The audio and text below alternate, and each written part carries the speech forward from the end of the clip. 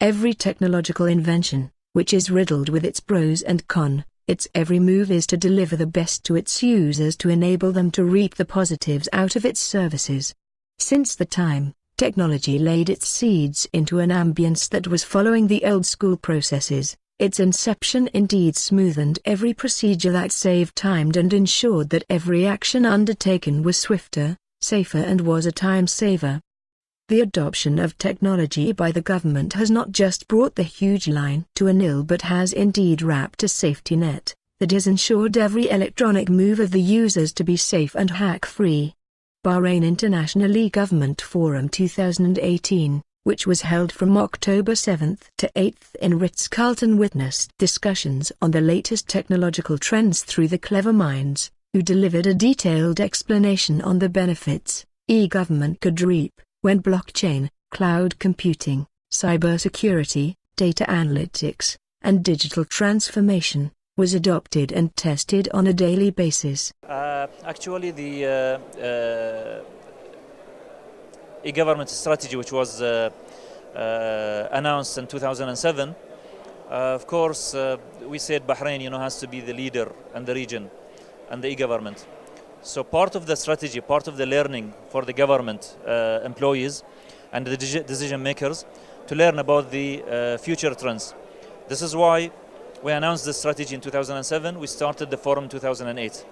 So in the inauguration or the yearly anniversary of our strategy, we started for 8 years.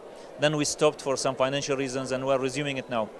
Every year, we look into the new trends coming ahead, what we want to learn, experiences of the top 10 countries on the international indices, on the e-government and ICT, learn from the industry, from the international organizations, and try to use it as a platform for education and, looking for the future, futuristic plans, and everybody to be with us in the implementations of our plans. Our view about any new technology, that it has to resolve a real problem. We don't go for any technology just because it's a buzzword going in the market and just follow the others. I know that there are many countries who started implementing it.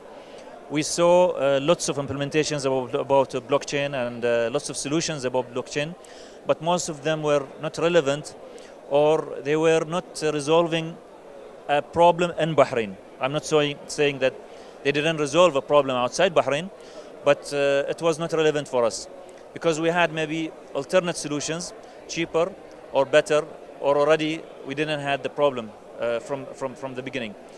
Yes, we always look into the new technologies, and blockchain is part of it.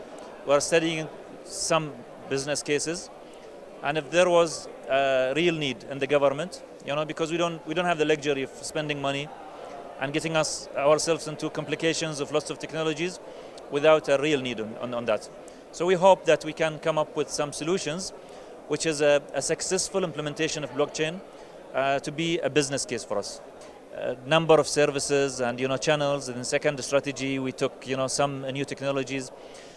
For example, on the cloud, it took us about a year and a half into planning, studying the market, looking about the benefits and the relevance of the cloud to the government of Bahrain.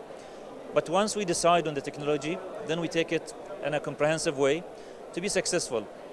Look at it from the policy, from the laws, legislations, procurement cycle, the tendering process, standards, making sure that the capacity building is there, skill set gap is already bridged.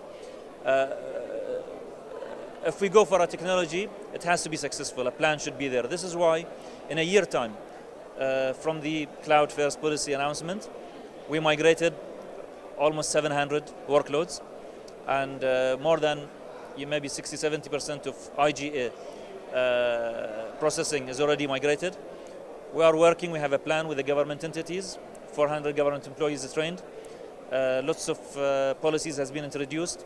So the technology is not the problem, but we have to first make sure it's relevant, it's appropriate, and then take it a look at it from a 360 view. From the migrations and implementations that we made, the savings were minimum 70% on any workload. Some projects we made 90 or 95% of the savings.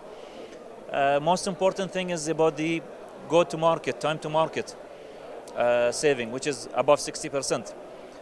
Usually any complex IT project takes 60% or more of the implementation time into the infrastructure setup, because you have to make sure, it's a complicated infrastructure is there, development environment, test environment, staging environment, security is there, standard followed, patches there, lots of work into something which is not relevant to the business.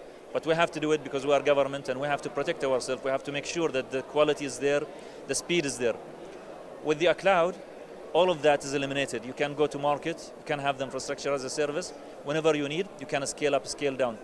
So that time to market is more important than the cost, that direct cost, because it will give us, allow us to innovate and to deliver better strategies for the government and to be more business oriented. Of course, the technology is there to help. We shouldn't look at it from the as a technical side. It's there in all the ministries. The good thing that all transformations happening in the country now, and the commercial registration, and the industrial, and to logistics, and to customs, migration, simplifying the citizens' processes. Any transformations going, cutting costs in the government, restructuring. Everywhere the technology is a crucial part. We are there working with all government entities, helping them to enable their vision to become a reality using the technology.